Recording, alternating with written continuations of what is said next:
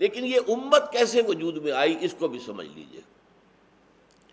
یہ جو صیغہ نہیں آیا ہے مکی صورتوں میں اس وجہ سے کہ ابھی مسلمان امت نہیں تھے۔ مسلمان تو تھے، حضور کے ساتھ تھے، حضور کے ساتھی تھے، یہ بھی ہم کہہ سکتے ہیں ایک جماعتی شکل میں تھے، اس لیے کہ حضور کی سم و طاعت کا تعلق جو ہے ان کے ساتھ قائم تھا، حضور کا حکم سنتے تھے، مانتے تھے۔ لیکن امت اصل میں مسلمان بنے ہیں مدنی دور کے آغاز میں، اور اس کی علامت ہے تحویل قبلہ۔ سابقہ امت یہود، ان کا مرکز تھا یروشلم، بیت المقدس یا بیت المقدس، وہ ان کا قبلہ تھا۔ اور آپ کے علم میں ہے کہ مدینہ منورہ ہجرت کر کے تشریف لانے کے بعد بھی 17 مہینے تک حضور نے ادھر ہی رخ رکھا۔ اس میں بڑی مصلحتیں تھیں، اللہ کا کوئی خاص حکم تھا، اگرچہ اس حکم کا قرآن میں ذکر نہیں ہے، لیکن قرآن مجید میں بہت سی چیزیں ایسی ہیں کہ جن کا لفظاً ذکر نہیں ہے، لیکن وہ وحی خفی کی شکل میں حضور صلی اللہ علیہ وسلم سے بات کہی جاتی تھی۔ تو وحی خفی کے ذریعے سے یا پھر حضور کا اپنا اجتہاد تھا کہ چونکہ ہمارا دین تسلسل ہے، یہ دین ابراہیم، دین موسیٰ، دین عیسیٰ، اور ہمارا دین جو ہے دین محمد صلی اللہ علیہ وسلم، یہ ایک تسلسل ہے، ایک کڑی ہے۔ لہذا نماز پڑھنے کا معاملہ جو ہے اس میں آپ نے جو بھی یہودیوں کا جو طرز عمل تھا اسے اختیار فرمایا، اور یہ ایک اس میں مصلحت بھی تھی کہ یہودیوں کے ساتھ ابھی سابقہ شروع ہوا تھا، تو اگر فوری طور پر قبلہ جو ہے رخ بدل دیا جاتا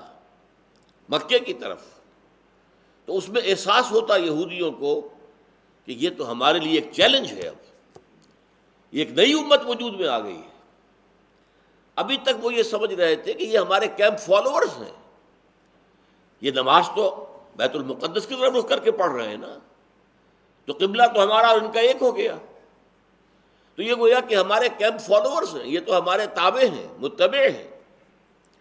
اس لیے انہوں نے فوری طور پر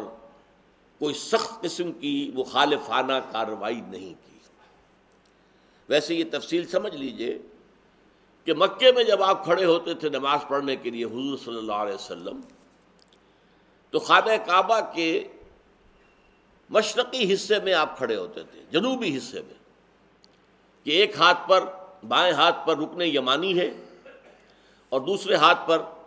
وہ کونا ہے کہ جس میں حجر اسود جو ہے نصب ہے، تو اس کے درمیان جو ہے یہاں کھڑے ہو جائیں گے،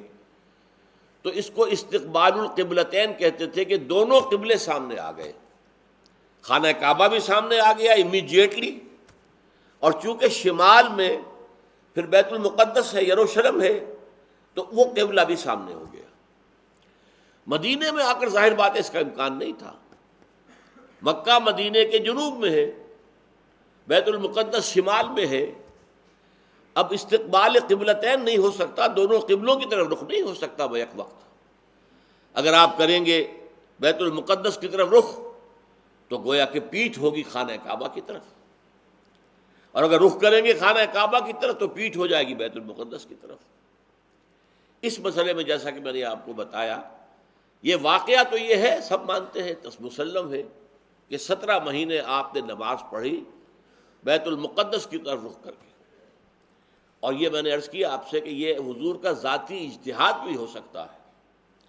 اور یہ اللہ کا حکم بھی ہو سکتا ہے، بلکہ قرآن مجید کی ایک آیت سے معلوم ہوتا ہے کہ اللہ کا حکم تھا، اگرچہ وہ قرآن میں نہیں ہے، وہ گویا کہ وحی خفی تھی، لیکن یہ کہ جب قبلہ بدل گیا تو اب ظاہر بات ہے کہ ایک نئی امت، جسے آپ کہتے ہیں تاج پوشی، کوئی ولی عہد ہے چلا آ رہا ہے،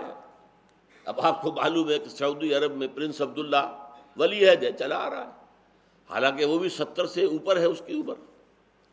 لیکن یہ کہ بادشاہ چل رہا ہے، جیسے بھی چل رہا ہے، دوائیوں پہ چل رہا ہے، جیسا چل رہا ہے چل رہا ہے، لیکن ولی عہد ہی کہلائے گا نا، ابھی بادشاہ تو وہ نہیں ہے عبداللہ۔ لیکن فہد کے انتقال کے بعد پھر اس کا اعلان ہوگا، کورونیشن ہوگی، تاج چاہے پہنایا جائے یا نہ پہنایا جائے تو رسمی بات ہے، تاج پوشی کہیں گے ہم اسے۔ تو در حقیقت تحویل قبلہ علامت تھی اس بات کی کہ سابقہ امت جس کا مرکز یروشلم تھا، اس کا دور ختم ہو گیا، وہ امت معزول کر دی گئی اس مقام سے جس پر وہ رہی ہے 2000 برس، اور اب ایک نئی امت محمد پر ایمان لانے والوں پر مشتمل قائم ہو گئی ہے، امت محمد صلی اللہ علیہ وسلم یا امت مسلمہ، جس کا مرکز اب خانہ کعبہ ہے۔